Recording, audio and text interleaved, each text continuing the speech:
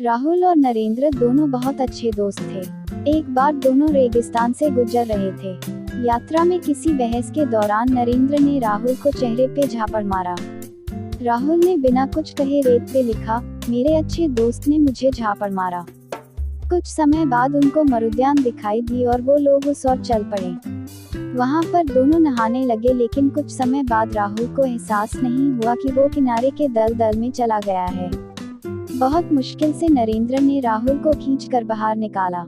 राहुल बाहर आने के बाद उसने एक पत्थर पर लिखा, आज मेरे दोस्त ने मेरी जान बचाई।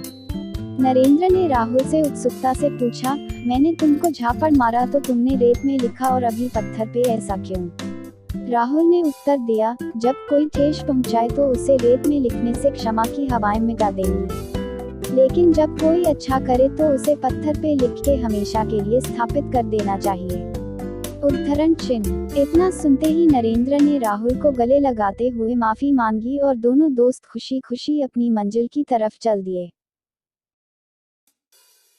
शरारती चूहा। गोलू के घर में एक शरारती चूहा आ गया।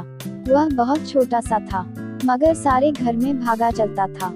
उसने गोलू की किताब भी कुतर डाली थी, कुछ कपड़े भी कुतर दिए थे। गोलू की मम्मी जो खाना बनाती और बिना ढके रख देती, वह चूहा उसे भी चख कर जाता था। चूहा खा पीकर बड़ा हो गया था। एक दिन गोलू की मम्मी ने एक बोतल में शरबत बनाकर रखा। शरारती चूहे की नजर बोतल पर पड़ गई। चूहा कई तरकीब लगाकर थक गया था, उसने शरबत पीना था।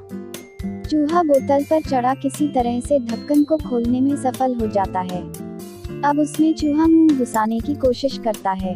बोतल का मुंह छोटा था, मुंह नहीं घुसता। फिर चूहे को आइडिया आया, उसने अपनी पूंछ बोतल में डाली। पूंछ शरबत में गीली हो जाती है, उसे चाट चाट कर चूहे 0-0 भर गया। अब वह गोलू के तकिए के नीचे बने अपने। चिड़िया की परेशानी। हमारी अन्य ऐप्स। चिड़िया की परेशानी। एक चिड़िया थी, वह बहुत ऊंची उड़ती, इधर उधर चहचहाती रहती, कभी इस टहनी पर कभी उस टहनी पर फुदकती रहती। पर उस चिड़िया की एक आदत थी, वह जो भी दिन में उसके साथ होता, अच्छा या बुरा, उतने पत्थर अपने पास पोटली में रख लेती और अक्सर उन पत्थरों को पोटली से निकाल कर देखती। अच्छे पत्थरों को देखकर बीते दिनों में हुई अच्छी बातों को याद करके खुश होती और खराब पत्थरों को देखकर दुखी होती। ऐसा रोज करती। रोज पत्थर इकट्ठा करने से उसकी पोटली दिन प्रतिदिन भारी होती जा रही थी। थोड़े दिन बाद उसे भरी पोटली के साथ उड़ने में दिक्कत होने लगी, पर उसे समझ नहीं आ रहा था कि वह उड़ क्यों नहीं पा रही।